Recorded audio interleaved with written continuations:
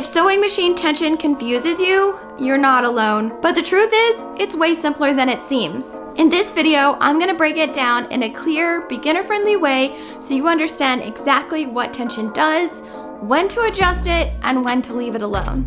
By the time we're done, tension will no longer be intimidating. Welcome! I'm a sewist with over a decade of experience, and on this channel, I help you sew practical, stylish accessories that fit your life. Now, let's dive in. Sewing machine tension refers to how tightly each thread is pulled as your machine forms each stitch. There are two types of tension. One, the upper thread tension, and two, the bobbin tension. But in this video, we'll be focusing on the top thread tension. When the tension is balanced, the top and bottom threads interlock right in the middle of the fabric layers, kind of like interlocking your fingers. It creates a secure, even stitch that's hard to pull out from either side. But if your tension is off, you'll start to see problems. If the thread is too loose, your thread can look loopy or bunched up underneath. If it's too tight, your fabric might pucker or the stitch might look uneven. The goal is to find that just right setting where the stitches are balanced and look even on both sides.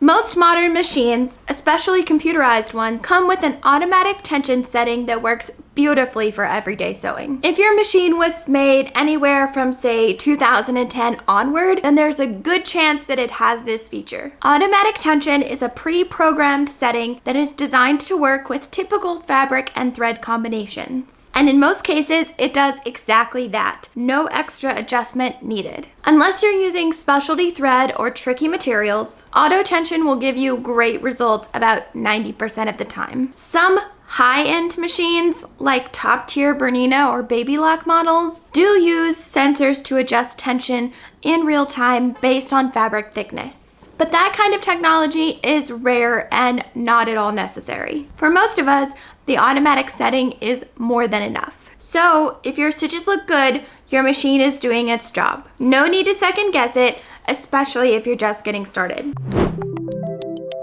Top thread tension is usually adjusted by a numbered dial on the top of the machine. On an older machine, the dial might be on the side. These typically use a scale of 1 to 9 or 1 to 4, where lower numbers mean looser tension and higher numbers mean tighter tension. On modern computerized machines, you're more likely to see a setting that centers around 0 or automatic. And from there, the scale moves to positive numbers to increase the tension and negative numbers to decrease it. Whether you're turning a dial or using digital buttons, the concept is the same. Higher numbers equals tighter tension and lower numbers equals looser tension. You're essentially adjusting how much pressure is placed on the thread as it slides through the spring-loaded discs inside of your machine. One quick tip: when you're threading your machine or adjusting the tension, make sure the presser foot is raised. Most machines have a built-in release that opens when the foot is lifted. This lets the thread slide in smoothly and ensures that the tension is set correctly.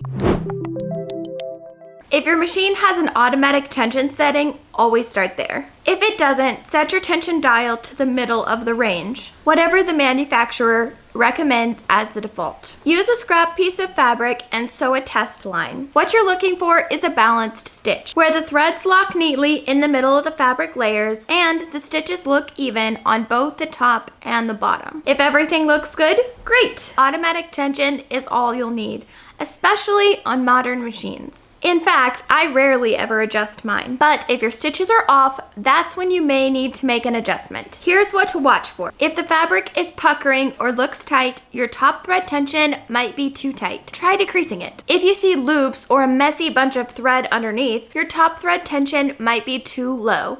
Try increasing it. That's because your top thread loops around and pulls up the bobbin thread to form each stitch. If there's not enough tension, it won't pull that lower thread up far enough. And that's when you get a tangled mess underneath. Now, if you're finding this video helpful so far, please hit the like button. It really supports the channel. And don't forget to subscribe for more beginner tips and tutorials just like this one. I know I keep saying this, but in most cases, your machine's automatic tension setting will be just right. But there are a few things that can throw tension off and might require a small adjustment. The first is fabric weight. Lightweight fabrics like chiffon, satin, or organza, are more delicate and can easily pucker or stretch if the tension is too high. In those cases, you may need to loosen the top tension slightly. Heavier fabrics like denim or canvas create more resistance for the needle and thread. If your top tension is too low, the stitches might look loose or uneven. In that case, increasing the tension can help the thread pull cleanly through those thick layers. The second big factor is thread type and thickness. Regular, all-purpose polyester thread is your best bet for consistent results. It's thin enough to move smoothly through the tension disc and works well with any fabric. Thicker thread, like heavy-duty or older cotton thread, may require you to loosen the tension just a bit to prevent breakage. And specialty threads, like elastic, invisible, or metallic, can also affect how the machine forms stitches. These may not grip the same way or may catch slightly in the tension disc. So, small tweaks might be needed to keep things running smoothly.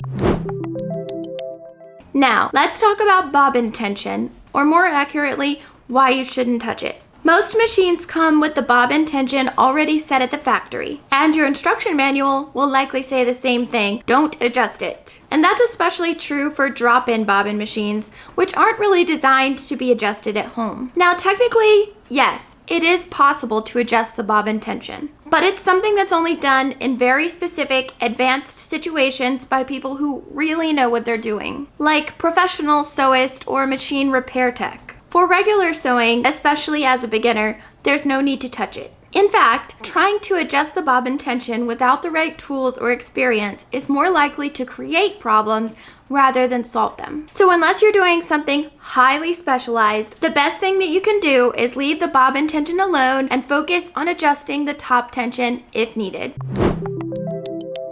Now, before we wrap up, here are a few more tips to help you avoid tension issues and sew with more confidence.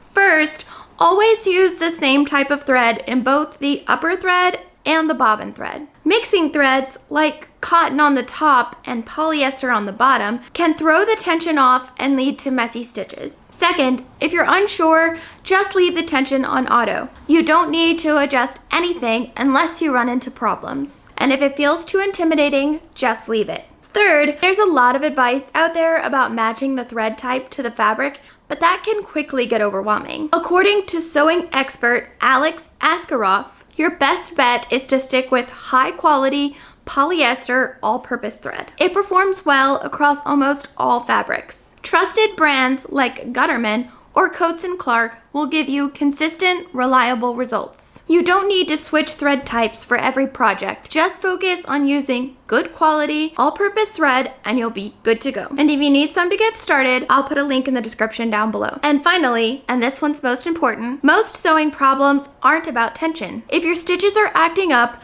try rethreading your machine, or better yet, change your needle. Dull or damaged needles is one of the most common causes of skipped stitches and thread issues, and they may need to be changed more often than you might think, especially if you've been using the same one for a while.